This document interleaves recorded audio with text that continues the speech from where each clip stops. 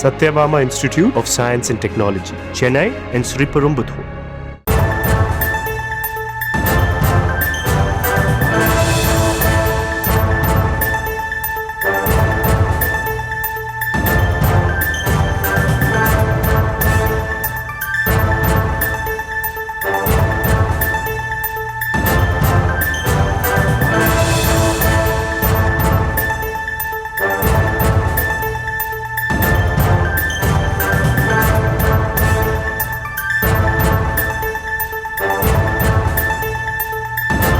தற்போதைய அண்மை தகவலை பார்த்துக் கொண்டிருக்கிறோம்.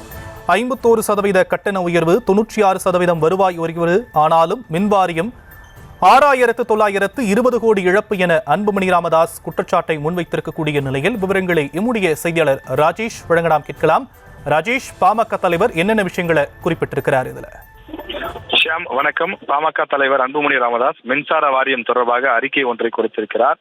அதில் 51 விழுக்காடு கட்டண உயர்வு செய்ததால் 96% அளவுக்கு இபியினுடைய அந்த வருவாய் உயர்ந்திருக்கிறது. ஆனாலும் மின்வாரியம் 6920 கோடி ரூபாய் அளவுக்கு இழப்பு ஏற்பட்டிருக்கிறது என்று சொன்னால் இதுதான் திராவிட மாடல் அரசின் சாதனையா எனவும் அவர் கேள்வி எழுப்பியிருக்கிறார். தமிழ்நாட்டில் 2022, 23 ஆகிய ஆண்டுகளில் மின்சார கட்டணம் உயர்த்தப்பட்டதால் மின்சார வாரியத்தினுடைய வருவாய் அதிகரித்திருக்கிறது. ஆனால் அவர்களுடைய அந்த கடன் அளவு, அந்த வருவாய் இழப்பு என்பது தொடர்ந்து குறைந்தபாடு இல்லை என்றும் 51% அளவுக்கு கட்டணம் உயர்த்தப்பட்ட பிறகும் கூட மின்சார வாரியம் லாபத்தில் இயக்க முடியவில்லையா என்றும் அவர் கேள்வி எழுப்பியிருக்கின்றார்.